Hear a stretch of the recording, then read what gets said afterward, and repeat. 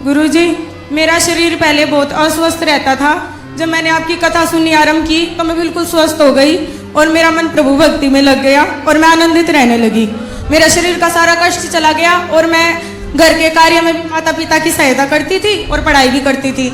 लेकिन बाद में गुरुजी पता नहीं क्या हुआ, कुछ समय के बाद है ना मैं फिर से अस्वस्थ हो गई और मेरे अंदर जैसे आप कहते हो ना काम, क्रोध, लोभ, ईर्ष्या, अहंकार, ये सब विकार आ गए और मैं ना माया के अंदर फंसती चली गई। फिर तक प्रेमानंद बाबा जी है ना, जो उनकी मैं वीडियो सुनने लग गई तो वो जो बताते हैं ना कि साधक के मन में ऐसा आता है जब वो साधना के पथ पे चलता है, तो मेरे मन में सब वही विकार आते हैं। तो मैं जो वो उपाय बताते हैं प्रेमानंद बाबा जी की, नाम जप करो, अधिक से अधिक प्रभु का सुमिरन करो, वो करती हूँ तो कम हो जाता है, नहीं तो मुझे विकार घेरे रहते हैं। विकारों से मुझे मुक्ति नहीं मिल पाती। और है ना मतलब मुझे कान में ना एक अजीब सी आवाज़ सुनाई देने लगी कि हमारे जो लड्डू गोपाल जी हैं कि है ना जैसे आरती करते हैं उनकी, तो वो अग्नि उसे जला देगी, तेरे काना को तो ये हो जाएगा। मैं रोने लगी, चिल्लाने लगी कि मेरे प्रभु को कुछ नहीं होना चाहिए। लोगों ने कहा कि भगवान है, भगवान को थोड़ी ना होता है। तो वो मेरे कान से आवाज़ नहीं जाती, तो मैं अजीब हरकतें करने लगी। तो मेरी माता जी को ऐसा लगा कि मेरे अंदर कोई प्रेत आ गया। तो ये मुझे ना बाबा त्रिलोक भारती जी हैं जो शंकर जी के भक्त हैं, जिन्होंने 5000 साल पहले पृथ्वी में समाधि ले ली थी। तो वहाँ पे ऐसा है जैसे बागेश्वर में है और मेहंदीपुर में है, तो ऐसे उसमें तो मुझे लेके गए पर मेरे अंदर कुछ नहीं आया। बस मैं एक ही कहती रहती हूँ, जिन बाबा जी के लेके गए उन बाबा जी से भी मैं यही बोली कि बाबा जी आप मुझे ना मेरे काना से मिलवा दो, मेरे मोहन से मिलवा दो। तो जो बाबा जी की मूर्ति है वहाँ, उससे आवाज़ आने लगी कि तुझे तेरे काना मिलेंगे। और मुझे ना सपने में भगवान के दर्शन होने लगे। अब मुझे रोज भगवान के सपने में दर्शन होते हैं, लेकिन सब लोग ये समझते कि मेरे अंदर प्रेत है। तो अब आप अगर आप कह देंगे कि कुछ नहीं है तो सब मान जाएंगे।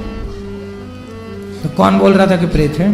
मेरी माता जी बोल रही हैं। और एक है ना, हम जब धाम पे गए थे ना वहाँ कहाँ माता जी कहाँ है? वो उधर है। मैया काहे तुम भूत प्रेत के चक्कर में पड़ी हो? हैं? समस्या कितनी विकट है कि आजकल के बच्चे ज़्यादा पूजा पाठ भक्ति भाव करने लगे तो माँ बाप टेंशन में आ जाते हैं, है ना। उनको लगता कहीं ये ज़्यादा साध्वी ना हो जाए, साधु ना बन जाए। जबकि शराब पीने लग जाए बच्चा, गलत राह पर चलने लग जाए लड़कियां, तो माँ बाप को इतनी फिक्र नहीं होती। उनको लगता है ये तो फैशन है, ये तो चल ही रहा है। पर अच्छे बन जाए तो दिक्कत है। तो काहे दिक्कत हो रही है आपको? राधे राधे गुरु जी। दिक्कत ये थी जी, ये ना पागलपन करने लगी, सारा सामान फोड़ने लगी, मेरे को मार कूट करने लगी, अपने छोटे भाई को मारती थी। मतलब ये देखो मेरे दांत वगैरह भी इसने तोड़ दिए, जुरखे बुरखे ऐसे बहुत बुरी तरह हरकत करने लगी। इस वजह से तुम अपनी माँ को काहे मारती हो? मैंने माँ को नहीं मारा। बताऊं, मैंने आपको बताया मेरे अंदर आवाज सुनती। जैसे ये आरती करने जाती ना प्रभु की, जैसे मैया आरती करने जाती प्रभु की, तो वो अग्नि तेरे काना को जला देगी। ये जो तेरी माँ है ना, ये माँ नहीं है। जैसे पूतना आई थी कृष्ण को मारने के लिए। ऐसा कौन बोल रहा था? पता नहीं, अपने आप आवाज आती। मैंने मैया को बताया कि मेरे को आवाज आती है, तो ये सोची मेरे अंदर प्रेत है। और फिर माँ को मार दी तुमने? मारा नहीं गुरुजी। माँ कह रही दांत तोड़ दिए? नहीं गुरुजी, मैंने नहीं मारा। आप कहते हो ना कि माता पिता की सेवा करनी चाहिए, आप जो कहते हो ना, मैं खुद करने की कोशिश करती हूँ, लेकिन मेरा शरीर अस्वस्थ है। और ये मैंने पता है किस लिए किया था गुरुजी? इन्होंने संतों को गालियां दी थी और आपको गालियां दी थी, जो मैं बर्दाश्त नहीं कर पाई गुरुजी। मैं संतों को गालियां बर्दाश्त नहीं होता। बाबा प्रेमानंद जी को इन्होंने गालियां दी थी, मैं कैसे बर्दाश्त कर लेती? आपने कहा था, सुनो सुनो, गुरुजी आपने कहा था कि माता पिता है ना, माता पिता को भगवान के लिए छोड़ना पड़े तो छोड़ सकते हैं, जैसे प्रहलाद जी ने हिरण्यकश्यप। अरे तो माँ के दांत तोड़ दोगे? नहीं गुरुजी, मैंने नहीं तोड़ा, ये खुद मेरे को मारती हैं। नाम जब करती हूँ ना तो झाड़ू लेके सर पे मारती हैं, चुप हो जा तू, ऐसे बोलती हैं। कोई बात नहीं, भगवान की राह। अच्छा बेटा, भगवान की भक्ति करना बुरा नहीं है, लेकिन भक्ति में ऐसे नहीं हो जाना कि हम अपना काम छोड़ दें, अपनी जिम्मेदारियां भूल जाएं। बेटा काम भी तो करना, पढ़ाई लिखाई आपकी हो गई पूरी?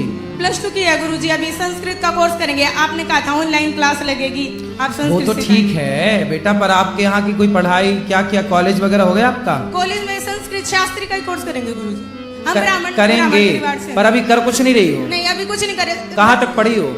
+2 की अभी गुरुजी, अभी कॉलेज में एडमिशन लेना। तो ले लो ना बेटा, अपनी पढ़ाई पूरी करते चलो, साथ साथ भक्ति करते चलो, अपना काम भी तो कुछ करना है। गुरुजी आप बस है ना एक वचन ले लो, मैं इनको कुछ नहीं बोलूंगी कि ये संतों का कभी अपमान ना करें। नहीं, संतों का अपमान क्यों करती हो आप? चलो बात करो, क्या बुराई है संतों में? मुझे मैं आपको बता नहीं सकती, ये इतनी परेशान करती है, इतनी परेशान। कोई बात नहीं, वो परेशान करती है माना की। गुरुजी अपना एक भी काम नहीं करती, पानी पी के गिलास का बर्तन भी नहीं उठाती है। ऊपर से इसके पापा ड्रिंक करते हैं, मेरे को वे भी परेशान करते हैं। इनकी सारी जिम्मेवारी मेरे ऊपर है, घर की जिम्मेवारी मेरे ऊपर है। पढ़ाई ना ये पढ़ती ना कहना मानती, सारा दिन गाली गलौज करती है, दौड़ती आपस में लड़ती है ना वैसे लड़ती है। इसका छोटा भाई स्कूल से आता है, स्कूल की बात नहीं बताने देगी। मेरे को सोना है तो चुप हो जाओ, मेरे को टीवी देखना है तो चुप हो जाओ, मेरे को संत की बात से चुप हो जाओ, हमें नहीं बोलने देती है। कमरे 3 है गुरुजी, एक में मंदिर बनाया, वहाँ नहीं किसी को जाने देती। घर मेरा बहुत छोटा है गुरुजी, मेरे को कपड़े ऊपर धोने होते हैं, ऊपर नहीं चढ़ने देती, ना कपड़े सुखाने देती ना ताने। मेरे लड्डू गोपाल के हाथ नहीं लगाना, मेरे भाव से मैं पूजा करूंगी, उस वो मुझे स्वीकारनी है, मेरी तरफ से पूजा करो। गुरुजी ये बताओ कि हमारे कुछ भी भाव नहीं है, मैं बेटी की अधीन हूँ क्या पूजा करने के लिए?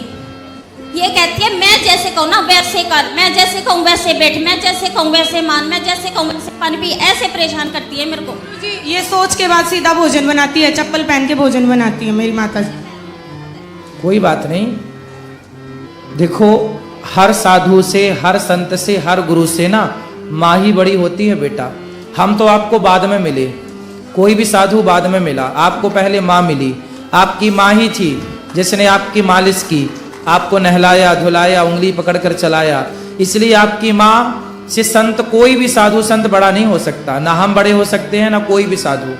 इसलिए आपकी माँ, जब आप अपनी माँ को बोलोगी उल्टा, कुछ करने नहीं दोगी, अपने भाई को उसका रिवीजन नहीं करने दोगी, तो माँ को गुस्सा तो आएगी। गुरुजी ये सारे दिन सांसारिक बातें करते हैं, कभी कोई बात चर्चा नहीं करते। बेटा संसार में रहना है तो कुछ सांसारिक बातें तो करनी ही पड़ती है ना बेटा। कभी तो गुरुजी भगवान की चर्चा करे। तो हम है ना 3 घंटे भगवान की चर्चा, मैं हम टीवी 3 में घंटे आपकी कथा सुनाते सुनती हैं। हूँ बस, और कुछ नहीं सुनती। हाँ बस ठीक है, सुनो, बाकी अपनी माँ से माँ की तरह बात करो, बेटी की तरह। गुरुजी मैं ऐसा क्या करूं जिससे अगले जन्म में मुझे ऐसे माता पिता मिले जो मेरी भक्ति में विरोध उत्पन्न ना करे। अरे इस जन्म में ही अपना कल्याण कर लेना, जन्म जन्म का चक्कर ही खत्म, मोक्ष हो जाए ना, काहे बार बार आना जाना। ठीक है गुरुजी। ठीक है? गुरुजी आपसे दीक्षा लेनी है। लेकिन सुनो, आगे से आप अपनी माँ को पलट के जवाब नहीं देंगी, और घर का काम भी, अपनी माँ के काम में हाथ नहीं बटाती हो आप। गुरुजी मैंने जैसे बताया मैं अस्वस्थ रहती थी, स्वस्थ होने के बाद करने लगी, जब पुनः अस्वस्थ हुई तो अब मैं नहीं करती हूँ, अब मैं केवल ठाकुर जी की सेवा करती हूँ। क्या बीमारी है आपको? गुरुजी है ना, हमारी हड्डी में दर्द रहता है कमर की में, और डॉक्टर से चेकअप करवाए, रिपोर्ट में कुछ नहीं आता। तो आप योग किया करो बेटा, कल को शादी होगी तो वहां ससुराल जाके भी यही सब करोगी। गुरुजी शादी से जुड़ा एक और प्रश्न है, मैं ना मोहन जी को, जो कृष्णा जी हैं, उनको प्रियतम मानती हूँ, तो मैं आजीवन विवाह नहीं करना चाहती। क्यों? खुश रहो, खुश रहो। विवाह क्यों नहीं करना चाहती हो? क्योंकि हम मोहन को बसते हैं प्रियतम भाव से, इसलिए। अरे तो भगवान मोहन को भजो प्रीतम भाव से, पर माँ के तो दांत वात ना तोड़ो। गुरुजी वो भूत प्रेत बताते हैं, मेरे को बहुत क्रोध आता है। अब नहीं बताएंगे, पर आपको काम भी तो करना चाहिए ना कोई घर का। वहाँ पे सजाड़ा में ना जो बाबा जी के यहाँ, घर में कुछ काम नहीं करना चाहिए आपको? करना चाहिए गुरुजी। क्यों नहीं करती हो? शरीर अस्वस्थता के कारण गुरुजी, अरे नियम भी भगवान। नहीं निभा पाती मैं। थोड़ा बहुत तो कर सकते हो। वो तो हम करते हैं, इनसे पूछो आप। क्या करती है ये? सिर्फ लड्डू गोपाल की सेवा करती है, उनसे जुड़ा हुआ कोई भी और काम होता है वो मम्मी करेगी, मैं कुछ नहीं करूँगी। वो इसकी मजबूरी होती है सर गुरुजी, जो उसकी मजबूरी होती है, जब मुझे नहीं करना होता।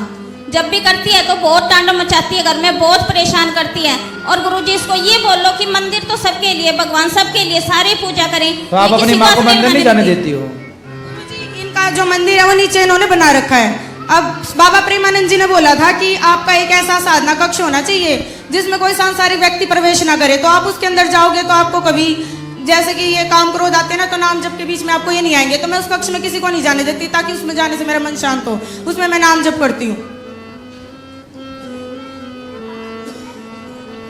सारी बेटियां ऐसी हो जाएंगी तब तो हो गया बंटा ढार। बेटा भक्ति का तुम लोगों ने अर्थ ही गलत कर लिया, ये गलत ट्रैक पे चली गई आप। भक्ति का मतलब यदि ये है ना, तो पूरे देश में अकर्मण्यता फैल जाएगी तेजी से।